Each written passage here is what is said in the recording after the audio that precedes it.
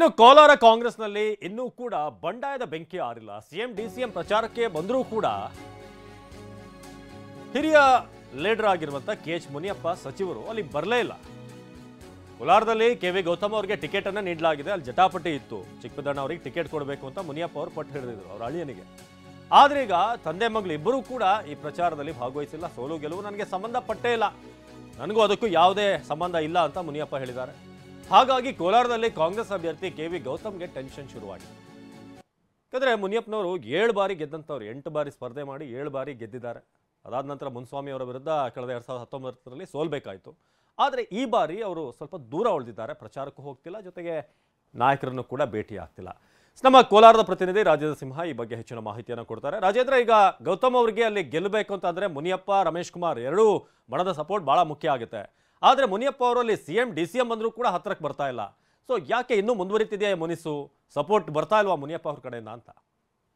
ಅವಿನಾಶ್, ಇಲ್ಲಿ ಪ್ರಮುಖವಾಗಿ ಕೆಎಚ್ ಮುನಿಯಪ್ಪನವರಿಗೆ ತಮ್ಮ ಅಳಿಯನಿಗೆ ಟಿಕೆಟ್ ಕೈ ತಪ್ಪಿದ್ದಕ್ಕಿಂತ ಹೆಚ್ಚಾಗಿ ತನ್ನ ವಿರೋಧಿ ಬಣದ ಎದುರಲ್ಲಿ ಸೋಲಾಯ್ತಲ್ಲ ಅನ್ನೋ ಒಂದು ನೋವು ಹೆಚ್ಚಾಗಿದೆ. ಹಾಗಾಗಿ ಅವರು ನಿನ್ನೆ ಸಿಎಂ ಡಿಸಿಎಂ ಅವರು ಕೂಡ ಕೋಲಾರದಲ್ಲಿ ಪ್ರಚಾರಕ್ಕೆ ಬಂದ್ರು ಕೂಡ ಅವರಾಗ್ಲಿ ಅಥವಾ ಅವರ ಮಗಳು ರೂಪಕಲಾ ಶಾಸಕಿಯಾದ್ರೂ ಕಾಣಿಸ್ಕೊಂಡಿಲ್ಲ. ಅಂದ್ರೆ ಪ್ರಮುಖ ಕಾರಣ ಏನು ಅಂದ್ರೆ, ನಿನ್ನೆ ಕಾರ್ಯಕ್ರಮದಲ್ಲಿ ರಮೇಶ್ ಕುಮಾರ್ ಅವರು ಉಪಸ್ಥಿತರಿರ್ತಾರೆ ಅನ್ನೋ ಕಾರಣಕ್ಕಾಗಿ ಅವರನ್ನ ಇವರು ಫೇಸ್ ಮಾಡ್ಲಿಕ್ಕೆ ಆಗಲ್ಲ ಅನ್ನೋ ಕಾರಣಕ್ಕೆ ಅವರು ನಿನ್ನೆ ಕಾರ್ಯಕ್ರಮದಿಂದ ಹಿಂದೆ ಉಳಿದಿದ್ದಾರೆ. ಅಂದ್ರೆ ಕಾರ್ಯಕ್ರಮದಲ್ಲಿ ಬಂದಂತ ಸಂದರ್ಭದಲ್ಲಿ ಇವರು ಕೆಎಚ್ ಮುನಿಯಪ್ಪನವರ ವಿರೋಧಿ ಬಣದ ನಾಯಕರೇನಿರ್ತಾರೆ ಅವರು ಇವ್ರನ್ನ ಏನು ದೂಷಣೆ ಮಾಡುವಂಥದ್ದು ಇರ್ಬೋದು, ಅಥವಾ ಅವ್ರ ಬಗ್ಗೆ ಕೆಟ್ಟದಾಗಿ ಮಾತಾಡುವಂಥದ್ದಾಗ್ಲಿ, ಅಥವಾ ಅಲ್ಲಿ ಗುಂಪುಗಾರಿಕೆಗಳು ಎಲ್ಲರಿಗೆ ಕಣ್ಣಿಗೆ ನಾಟೋ ರೀತಿನಲ್ಲಿ ಇರುತ್ತೆ ಅನ್ನೋ ಕಾರಣಕ್ಕೋಸ್ಕರ ಅದನ್ನ ಅವಾಯ್ಡ್ ಮಾಡ್ಬೇಕು ಅಂತ ಹೇಳಿ ಪ್ರಮುಖವಾಗಿ ಕೆಎಚ್ ಮುನಿಯಪ್ಪನವ್ರನ್ನ ನಿನ್ನೆ ಕಾರ್ಯಕ್ರಮಕ್ಕೆ ಆಹ್ವಾನನೇ ಮಾಡಿಲ್ಲ ಅನ್ನುವಂಥದ್ದು ಗೊತ್ತಾಗ್ತಾ ಇರುವಂತ ಅಂಶ.